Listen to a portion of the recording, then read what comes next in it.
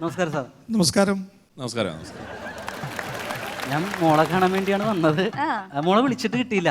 Unblock ചെയ്തില്ല.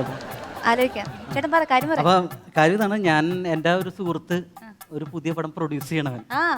അപ്പൊ ഞാൻ അവിടെ നോക്കി കഴിഞ്ഞപ്പോൾ നമ്മുടെ കൂടെ നിൽക്കണ മോള് ഇവിടെ നിൽക്കുമ്പോ മോക്കൊരു നല്ല അവസരം മേടിച്ചു തരാന്നുള്ള എൻ്റെ ഒരു കടമയുള്ളത്. അപ്പൊ ഞാൻ അവനോട് സംസാരിച്ച് അപ്പൊ അവൻ പറഞ്ഞ് ചെറിയൊരു ക്ലിപ്പ് മോൾ എന്തെങ്കിലും. ഒരു സെക്കൻഡ് അമ്മാവ, അമ്മാവന് സിനിമാക്കാരും ആയിട്ട് ബന്ധമുണ്ടോ? പിന്നില്ലേ, കഴിഞ്ഞ എപ്പിസോഡിൽ സാറിന്റെ മുമ്പിൽ വെച്ച് ഞാൻ പാട്ട് പാടിയില്ലേ? സാറിന്റെ പടത്തിൽ എനിക്ക് പാട്ട് തരാന്ന് സാറ് പറഞ്ഞ കേട്ടില്ലേ? സാറത് കേട്ടു എന്നല്ലോ, എന്നിട്ട് സാറൊന്നും മിണ്ടിയില്ലല്ലോ. അത് തന്നെ മൗന സമ്മതം എന്നല്ലേ, പിന്നെ എന്തിനും പെട്ടെന്ന് മോളെ. അപ്പൊ ആ സിനിമയിൽ ഒരു ഡയലോഗ് ഉണ്ട്. അപ്പൊ ആ ഡയലോഗ് മോളൊന്ന് പറഞ്ഞ് അന്ന് അഭിനയിച്ച് ചെറിയൊരു ക്ലിപ്പ് ഇങ്ങനെ എടുത്തെന്ന് അവൻ എനിക്ക് കാണിച്ചു കൊടുക്കാം. എളുപ്പമല്ലപ്പാ മോളുടെ പറയണം. അപ്പൊ സംഭവം ഇതാണ്, ഞാൻ കാണിച്ചു തരാം. ഞാനൊരു മാറാരോഗിയാണ്. എൻ്റെ ചികിത്സക്ക് ഒരുപാട് ലക്ഷങ്ങൾ ചിലവാകും. അപ്പോൾ നിങ്ങളെല്ലാവരും ചികിത്സക്കുള്ള പണം ലക്ഷങ്ങൾ എനിക്ക് തന്നിട്ട് എന്നെ ഒന്ന് രക്ഷപ്പെടുത്തണം. ഇത്രേ ഉള്ളൂ. ഇത് പോലെ എങ്ങനെ ചെയ്യാം. സംഭവം ഓക്കെയാണ്. പിന്നെ ഒന്നോ ബാക്കി കാര്യം ഞാൻ മാമന് എടുത്ത് കൊടുക്കല്ലേ വീഡിയോ. മോളതിന് പുള്ളിയുടെ മുഖത്ത് നോക്കേണ്ട കാര്യം എന്താണുള്ളത്? വിഷുവിന്റെ മുഖത്ത് എന്തിനു നോക്കണതിന്? ഞാൻ ഒരു കാര്യം പറയട്ടെ, നമ്മൾ ഇത്രയും നാള് ഇവിടെ ഈ ഫ്ലോറിൽ നിന്നിട്ട് ഈ പുള്ളിയുടെ പടത്തിൽ നമുക്കൊരു വേഷം തന്നാ തന്നാ? ഇപ്പൊ നമ്മുടെ കാര്യം വിട്ടേക്ക്, നമ്മുടെ കേസും പോട്ടെ.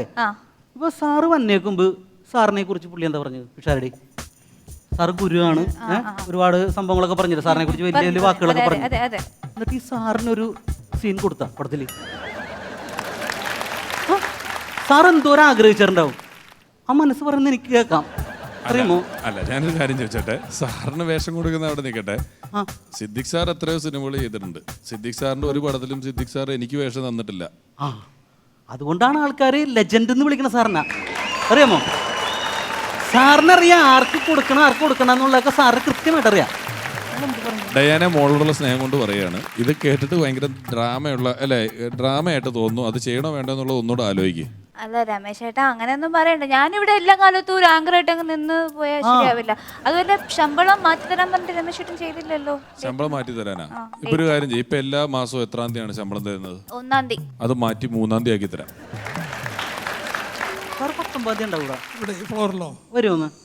വരാൻ ചാൻസ് ഇല്ല. അല്ല എന്താ സാർ ഇപ്പൊ 3-ാം തീയതി പറഞ്ഞൊരു കോമഡി പറഞ്ഞില്ലേ? അതിന്റെ 16 അടിയന്തരം നടത്തുമ്പോ 19 ആവും. അതിനാണ് സാറിന് 19-ാം തീയതി തന്നെ പറഞ്ഞത്. മോളെ ഇതിൽ നീ അഭിനയിച്ച് നിനക്ക് നാഷണൽ അവാർഡ് ഉറപ്പാണ്. ഈ പടം പ്രൊഡ്യൂസ് ചെയ്യണ അവനുണ്ടല്ല, അവനിപ്പോ വീട്ടിലൊരു ഷോക്കേഴ്സ് റെഡി ആയി കഴിഞ്ഞ് അവാർഡൊക്കെ വെക്കാനായിട്ട്, അവാർഡ് വെക്കാനായിട്ട്. ഇത് നമ്മള് എത്ര കാലം വെച്ചിങ്ങനെ അഭിനയിക്കണം അല്ലേ? ഞാൻ പറഞ്ഞു പോലെ കേട്ടോ മോളെ. ഞാനൊരു മാറാരോഗിയാണ്. എന്നെ ചികിത്സിച്ച് ഭേദമാക്കാൻ എനിക്ക് ലക്ഷങ്ങൾ വേണം. എല്ലാരും എനിക്ക് ആ പൈസ തന്ന് സഹായിക്കണം പ്ലീസ്. 5 ലക്ഷത്തിന്റെ അഭിനയം വേണ്ട കേട്ടോ, 1 ലക്ഷത്തിന്റെ അഭിനയം വേണം. ഓക്കെ, അടിപൊളി. അപ്പൊ മോള് നന്നായിട്ട് പ്രാർത്ഥിക്കുക, അവസരം കിട്ടാൻ വേണ്ടിട്ട് പ്രാർത്ഥിക്കുക. ഇത് ഞാൻ അവിടെ കൊണ്ടുപോയി സബ്മിറ്റ് ചെയ്യും കേട്ടാ. ബാക്കിയൊക്കെ ദൈവത്തിന്റെ കയ്യിൽ.